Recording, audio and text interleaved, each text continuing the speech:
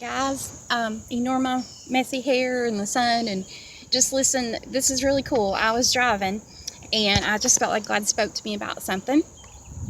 Okay, I can't ignore my messy hair apparently, but that's kind of relevant. Um, have you ever heard the phrase "stay in your lane"? I think a lot of us have, and that has a meaning, and we can apply it to a lot of areas of our life. And I don't even know if it's necessarily relevant in some cases because it depends on what your lane is. But I digress. The thing that God spoke to me this morning was drive like no one's behind you.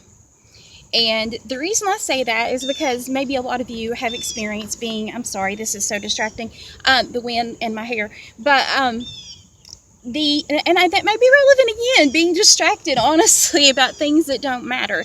The issue I have when people get behind me and they drive like right on my butt, they're right on the back of the car. A lot of people can respond usually one of two ways. They'll either be pressured by the car that's behind them and they'll speed up, because that's what the car's trying to get you to do. They're like, I need to go, you need to go fast, and they're really trying to intimidate you to go quicker. Or you can do what I do, which is I'm kind of stubborn and I don't like being manipulated or pressured into something. So what I do is I slow down. I slow way down because honestly, it's safer to go slow anyway. And I just am not going to be intimidated. I'm not going to be intimidated and pressured into doing something that I would not be doing. And pressure has never worked well for me. It tends to make me go the other direction.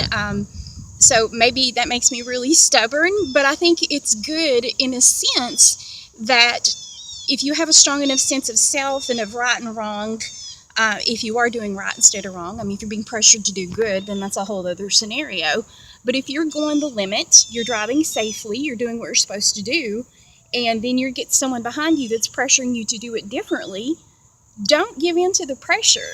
Don't let someone bearing down on you or your circumstances cause you to do something you wouldn't normally be doing.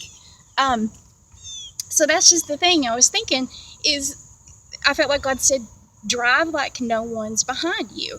So don't go faster or drive dangerously because of pressure behind you, but also maybe don't drag your feet just to spite the person behind you.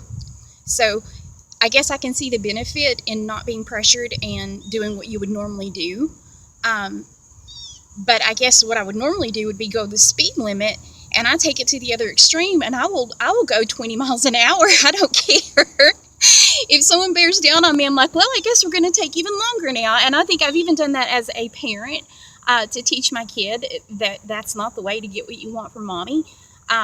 You don't pressure and push and manipulate. If you do that, it's going to backfire on you.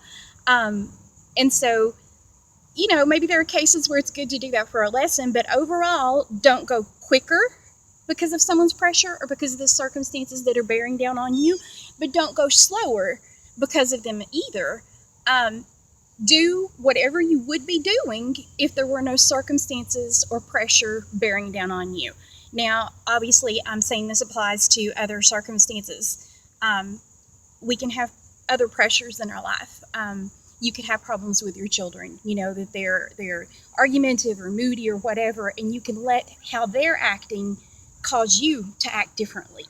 But you've got to set your mind to behave and respond and speak in the way that you would, whether they were bearing down on you with their moods and their actions and choices, regardless. If you're married, don't allow how your spouse is behaving or what choices they make determine what you're going to do. If they've decided they're not serving the Lord and they're maybe not hearing from God or they're not responding or they're being stubborn, you continue to do what you know is right. Don't do something spiteful or in rebellion or to teach them a lesson, quote unquote, if that's not what God would have had you be doing in the first place. Don't go too slow, don't go too fast, don't turn right, don't turn left, based on your circumstances or anyone around you. Just do what you would be doing if none of those circumstances were there.